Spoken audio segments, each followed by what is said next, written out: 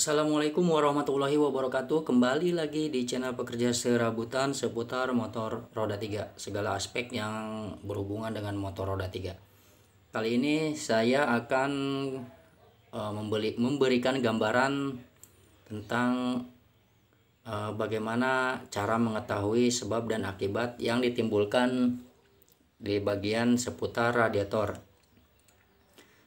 Nah, intinya di sini kita belajar dulu, pahami dulu jalur sirkulasi radiator dari dan ke, serta dari sini kita akan tahu sebab-sebab nanti penyakitnya, masalahnya di mana, dan mungkin gambaran sedikit tentang cara solusinya lah mengatasi masalahnya.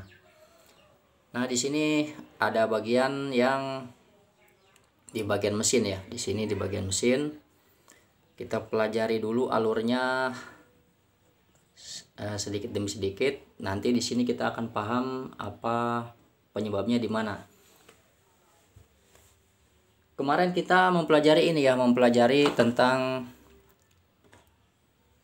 jalur perputaran oli, dan di situ kita nanti akan menyimpulkan masalah dan sebab sehingga kita bisa tahu solusinya bagaimana. Kemarin saya ulas sedikit ya, mungkin di jalur oli ini, di sini dimulainya dari naik oli ini, kemudian di sini lubang-lubangnya. Nah, di situ banyak ada yang mengeluhkan olinya tidak naik. Jadi antara lubang ini yang menuju ke seluruh bagian, ke blok, ke dalam bak mesin, ke blok mesin di tengah untuk melumasi komponen mesin, kemudian naik ke atas. Di sini ada lubang di sini yang menuju ke atas, di sini itu disemprot, dibersihkan, kemudian yang di sini. Oke. Kemudian di jalur ini juga ada oli, naik oli ya. Nanti di akhir video mungkin untuk yang belum menonton, belum menyimak video yang lalu, mungkin nanti di layar akhir atau tengok saja nanti di atas ini di kartu video, diklik nanti akan muncul video. Oke, kita lanjutkan dengan bagaimana sirkulasi alur dari air radiator, perputaran air radiator untuk mendinginkan mesin sampai ke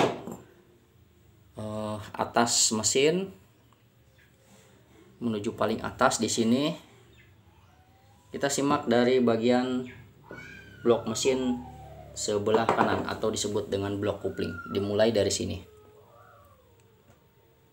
Dimulai dari sini ya. Ini adalah air radiator, posisinya di sini kalau menuju ke arah depan, depan mesin, di dudukannya, di rangkanya. Air radiator itu masuk melalui alat pompa radiator. Alat pompa radiatornya di sini posisinya. Kalau kita lepaskan, bentuknya seperti ini. Di sini ada masalah lagi seputar air radiator yang banyak mengeluhkan rembes ke dalam, campur dengan oli, atau di radiator ada genangan-genangan seperti bercampur minyak ya. Seperti itu mungkin cirinya dapat tahu. Banyak lagi kejadiannya. Jadi kita harus simak dulu tentang proses sirkulasi air radiator.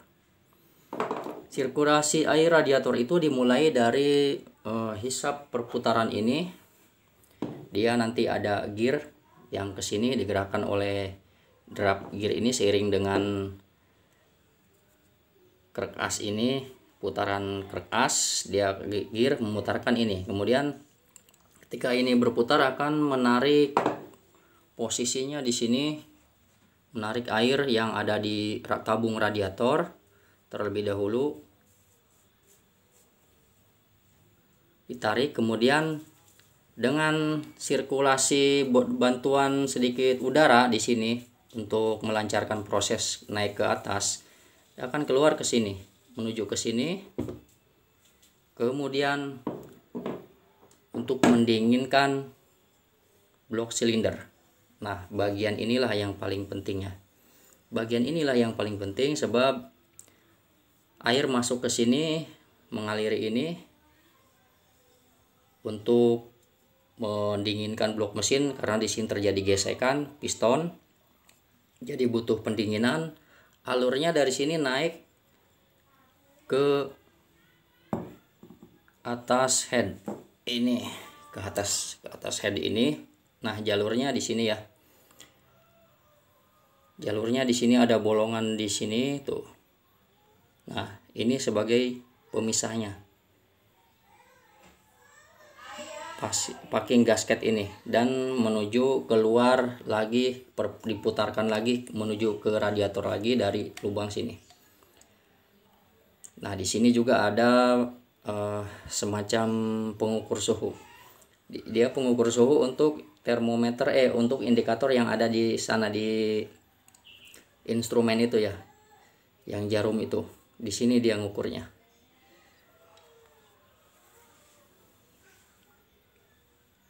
Oke, kita lanjut lagi. Masalah-masalahnya itu bisa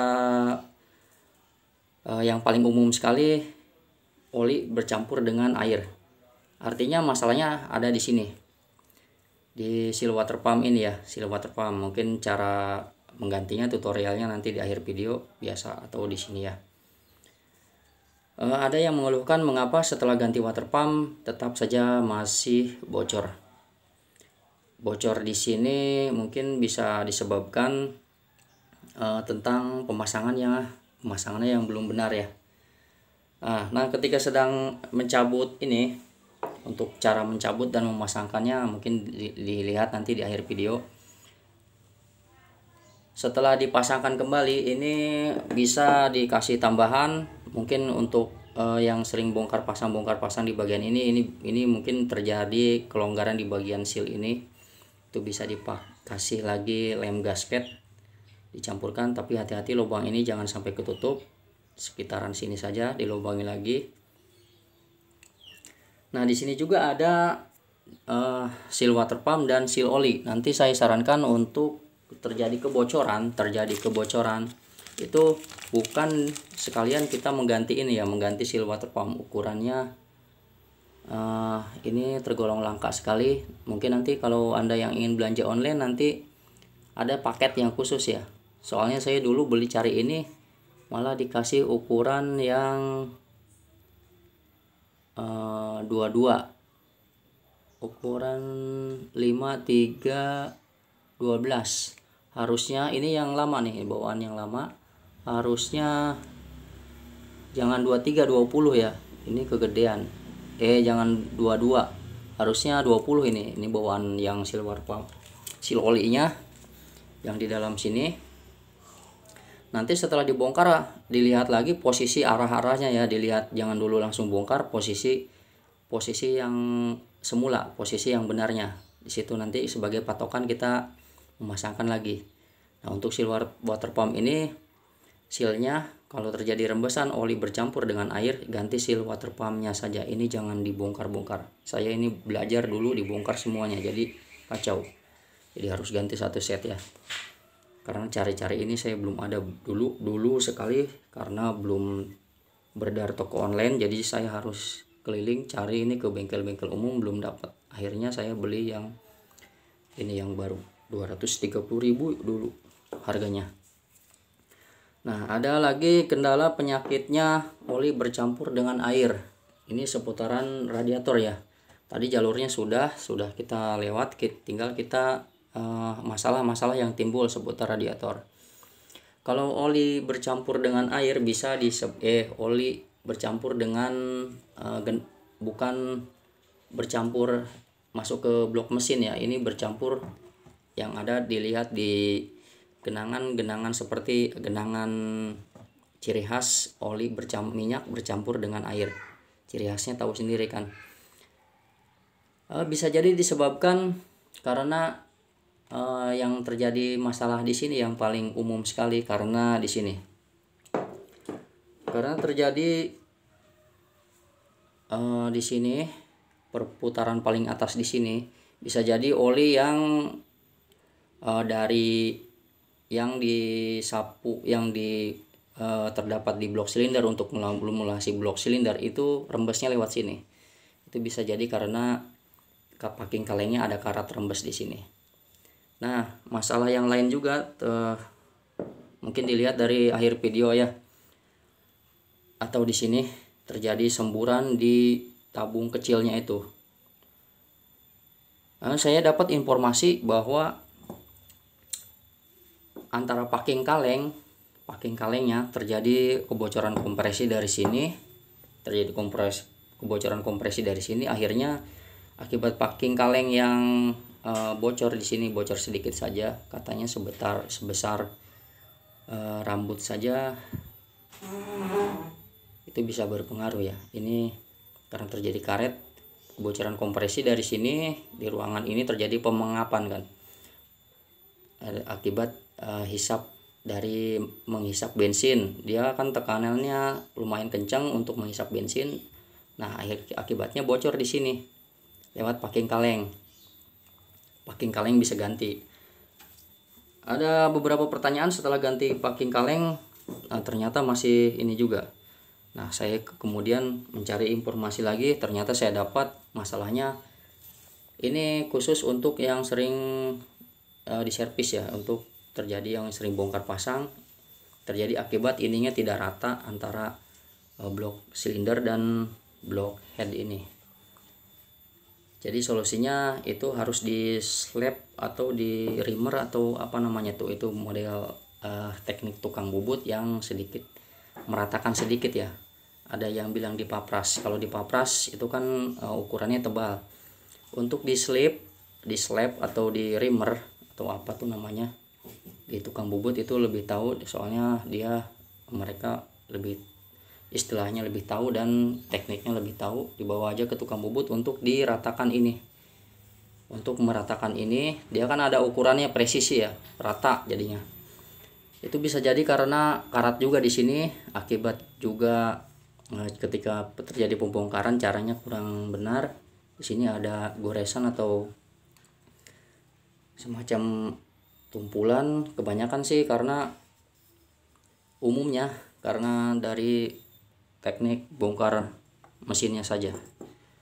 Di blok ini dan ini, setelah ininya packing kalengnya dibuka, diratakan antara ini. Kalau bisa dilihat nanti seperti ini prosesnya, bentuknya.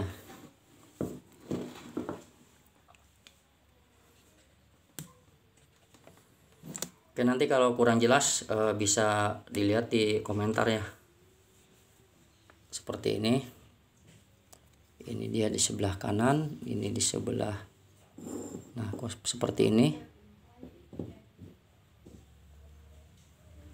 Nah, yang diratakan itu posisi yang crop, posisi yang beradu antara ini dan head dan blok silinder. Berarti antara pertengahan ini yang mendiami packing kaleng,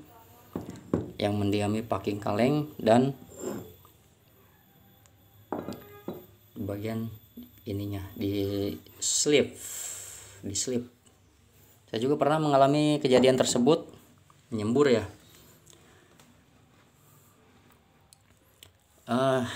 Berarti tinggal kita ulangi sedikit lagi perputaran air radiatornya dari sini, dihisap dari tabung radiator, mengalir ke sini, masuk lagi ke sini, ke lubang ini yang saya pegang ini, ke sini, kemudian naik mengaliri ini blok silinder, naik ke sini, keluarnya lewat ini. Sini ada pengukur suhu dan kembali lagi ke tabung radiator. Di tabung radiator itu terbuat dari aluminium, dapat dibaca oleh termostat. Artinya ketika suhunya sangat panas sekali, positif dan negatif kedua kabel ini akan mengadu dan menghidupkan secara otomatis kipas radiator. Oke, kalau ada yang kurang silahkan ditanyakan di kolom komentar, nanti kita cari solusinya bersama. Mohon maaf kalau informasinya sedikit bertele-tele atau kurang akurat. Jadi saya minta saran dan kritik masukannya kepada rekan-rekan semua yang lebih ahli, lebih lihai soal ini, untuk menambah lagi bagaimana cara kita menemukan solusinya. Yang penting solusinya, bukan pendapatnya ya, yang penting solusinya. Oke, seperti itu. Terima kasih atas perhatiannya. Wassalamualaikum warahmatullahi wabarakatuh.